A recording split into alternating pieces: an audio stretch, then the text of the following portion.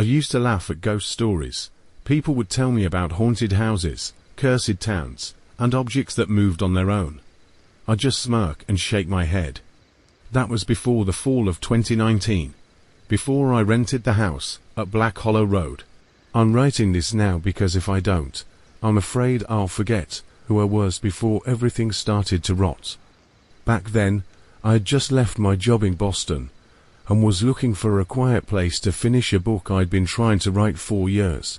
I needed isolation, somewhere silent, far away from the city's noise. I found it listed online. Greater than historic country home for long-term rent. Built 1887, private land, 3 bedrooms, surrounded by forest, perfect for writers or artists. The price was suspiciously low, but the photos were breathtaking.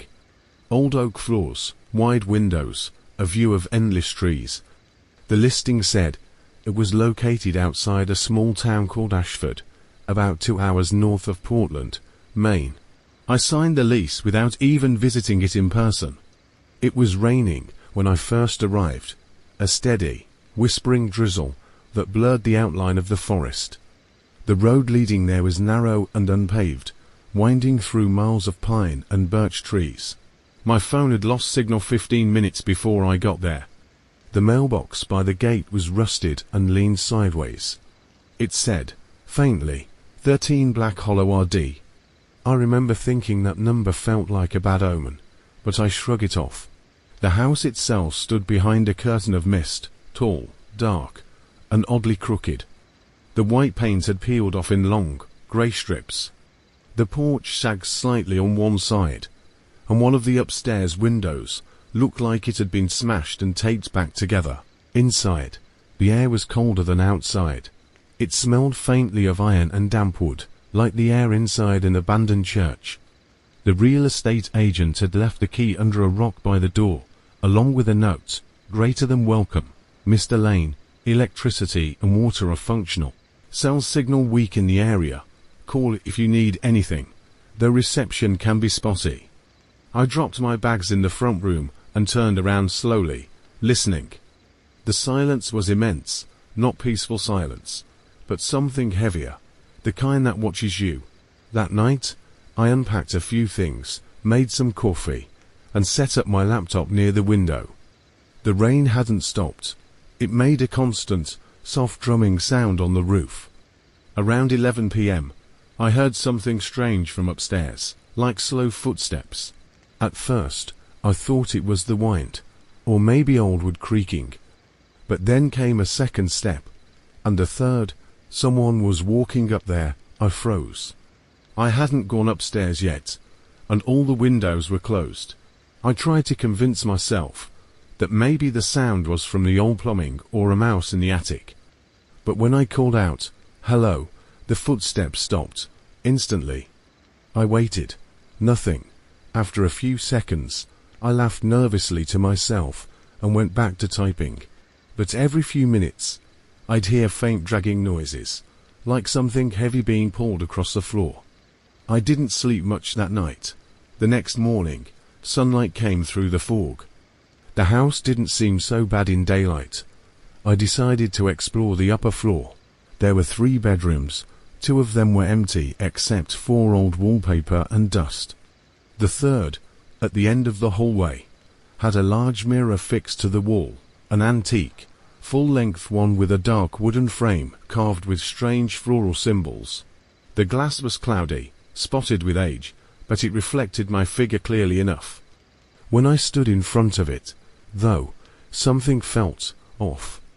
My reflection looked slightly delayed, like it was reacting a fraction of a second after I moved. It's probably just my imagination, I told myself. But when I turned away, I heard a faint tap-tap on the glass. I froze, turned back. Nothing, just my pale face staring back. 2 days later, I drove into town to buy groceries and meet some locals. Ashford was tiny, maybe a few hundred people at most. The streets were empty, the few shops looked decades old, and everyone I met seemed strangely reserved. When I mentioned where I was staying, their reactions changed. Black Hollow Road, The old Crowley house. You're living there. One old man at the general store leaned close and whispered, "You best leave that place, son. Ain't right what happened there." When I asked what he meant, he shook his head and muttered, "Some things don't stay buried." No one else would explain. When I tried to ask the cashier, she just gave a nervous smile and said, "People in this town talk too much." I left with a cold feeling in my stomach. By the fourth night, the noises got worse. It started with soft scratching inside the walls, near my bedroom.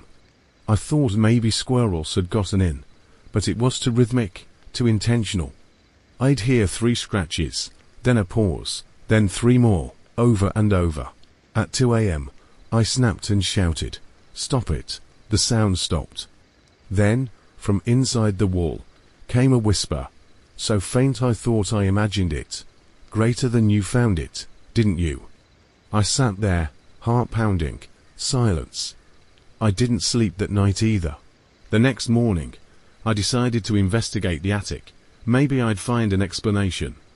The door to it was hidden behind a loose panel at the top of the stairs.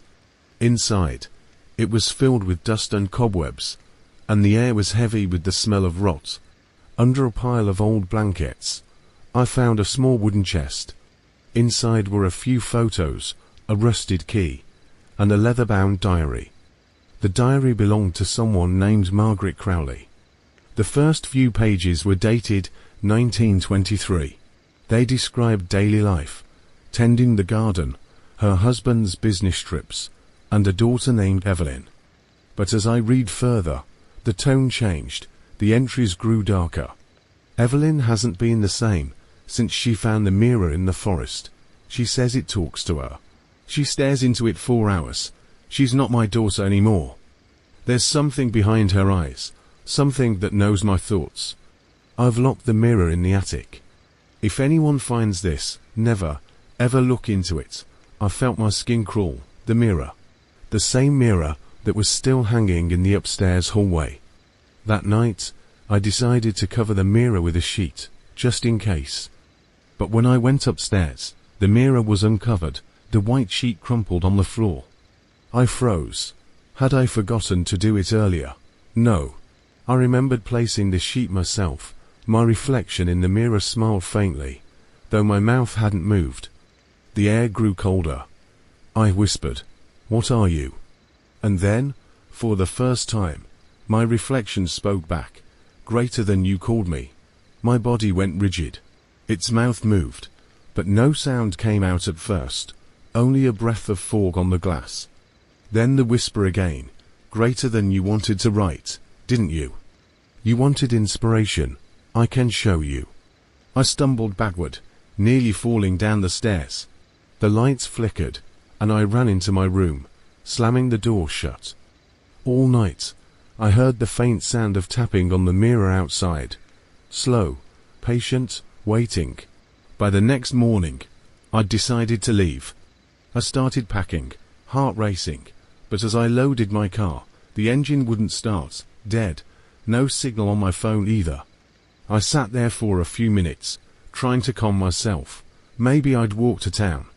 But when I glanced up at the house, I saw something in the second-floor window, a pale face, a little girl's face. She was watching me from behind the glass, her head slightly tilted, her eyes completely black. I ran. I didn't stop until I reached the bend in the road, where the forest swallowed the house from view. I was shaking so hard I could barely breathe. But the further I got, the louder something became. Footsteps behind me. Leaves crunching. When I turned, there was nothing there. Then I saw the rusted mailbox again. The number wasn't 13 anymore. It said 31, backwards. I don't remember how I got back inside the house. My mind felt foggy, like I'd been drugged. I found myself standing at the bottom of the stairs, staring up at the mirror again. The reflection showed a figure behind me, tall, slender, standing in the doorway. When I turned around, no one was there. The reflection smiled. "Now you're ready," it whispered. I stumbled back, shouting, "Leave me alone." But the glass began to ripple like water. and from within it, something started to push outward, a hand, grey and trembling, pressing against the inside of the mirror. I ran to my room, slammed the door, and hid until dawn. When morning came, I found words carved into the wall above my bed. They weren't there before. Greater than finished the story. The letters were deep, ragged, like they'd been scratched in with fingernails. And on my laptop, my unfinished manuscript was open, new lines typed at the bottom that I hadn't written. He thought he could leave, but he already belonged to the house. The mirror had chosen him. I'm still not sure what's real anymore. The noises haven't stopped. Every time I pass that mirror, my reflection lingers a little longer, smiling when I don't. If I look away too quickly, I can still hear the whisper. Greater than finish it, and I'll let you go. But deep down, I know that's a lie. Because when I dream now, I don't see myself, I see her. I didn't sleep the night after the words appeared on my wall. I sat in the corner of my room with a flashlight, staring at the mirror through the crack in the door. Every few minutes, I'd swear I saw movement, the faint shift of a shadow inside the glass. By morning, my flashlight was dead. The batteries had drained. Though they were new, my phone, too, was at 0%. It didn't matter. There was no signal anyway. The forest outside was unnaturally still. Not a single bird sang. That silence was worse than any sound. Around noon, I heard a knock. A deep, slow thud thud thud on the front door. I froze. My first thought was that it might be someone from town. Maybe they'd noticed I hadn't shown up for groceries. But when I opened the door, no one was there, just the forest. Then, as I looked down, I saw muddy footprints leading up to the porch. Bare human footprints, small ones, like a child's. They stopped right at the threshold. That evening, I gathered enough courage to go upstairs and try to take the mirror down. Maybe if I destroyed it, this nightmare would end. But the mirror wouldn't budge. It was fixed into the wall, part of the wood itself, like it had grown there. The surface was darker now, almost black, reflecting the room dimly, as though it were filled with smoke. And then, from the other side, I heard a voice, greater than "Don't leave me here." It was a little girl's voice, trembling, scared, greater than "Please, help me, he's coming." I whispered, "Who's coming?" The reflection flickered. For a second, I saw a girl, long dark hair, pale skin, wearing a 1920s-style dress. Her hands were pressed to the glass. Her lips moved again. "Greater than he won't let me go. He said you have to stay instead." Then, just behind her, a tall shadow appeared, black and eyeless. I stepped back, heart hammering. The girl screamed, not from her mouth, but from inside the glass. The mirror cracked, spider webbing across the surface, and then, silence. After that, the house felt heavier, like the air itself had turned into ash. That night, I found another object I hadn't noticed before. It was lying on my desk, a thin, black leather journal that definitely wasn't there earlier. When I opened it, the first page said, "Greater than this is not a house. It's a doorway." The handwriting was elegant, old-fashioned. Every page after that was filled with sketches, circles, runes, strange geometric patterns. Some pages showed faces with hollow eyes, or mirrors surrounded by symbols. The final entry read, "Greater than the reflection isn't a copy. It's a vessel. Once it learns your movements, your voice, your thoughts, it can take your place. The one inside becomes the reflection." That's when I understood what the whisper meant by "finish the story." It didn't want me to write a book. It wanted me to write myself out. Sleep came eventually, but it wasn't rest. I dreamed of walking through the forest behind the house. The trees twisted inward like ribs, and every trunk had faces pressed into the bark, screaming silently. At the center of the forest was a clearing, and in that clearing stood a mirror, the same one from the hall. But it wasn't upright anymore. It was lying flat on the ground like a pool of dark water. When I looked down, I saw not my face, but Evelyn's, the little girl from the diary. She smiled and whispered, "Greater than, he's almost finished with you." I woke up gasping, the taste of dirt in my mouth. My hands were covered in mud. I had been sleepwalking, out of the house, barefoot, into the forest. But how far had I gone? The next morning, I decided I couldn't survive another night there. I started walking down the road, heading toward Ashford. After an hour, I saw a man outside a cabin, the first person I'd seen in days. He was chopping wood, tall, with a long grey beard, and eyes that looked like he hadn't slept in years. When I asked for help, he stared at me for a long time and said, "Greater than, you came from the Crowley house, didn't you?" I nodded. He sighed. "Then it's too late. It always is." I tried to ask what he meant, but he shook his head. "That mirror, it's not from here. Crowley brought it back from somewhere overseas. Egypt, maybe. Said it was an antique, but it wasn't a mirror. It was a prison. They used it to hold something that fed on reflection." He leaned closer. "If it cracks, that thing doesn't stay trapped anymore." I felt my stomach turn to ice. When I asked what happened to the Crowleys, he only said, "Greater than, the girl went first. Then her mother. Crowley was found sitting in front of the mirror, smiling at nothing. I begged him to help me leave, but the man just looked toward the woods and muttered, 'You can't leave it now. It's marked you.' By the time I turned back toward the road, the fog had thickened again, so dense I could barely see my own hands. When it cleared, the man's cabin was gone. The forest had changed, twisted, rearranged itself.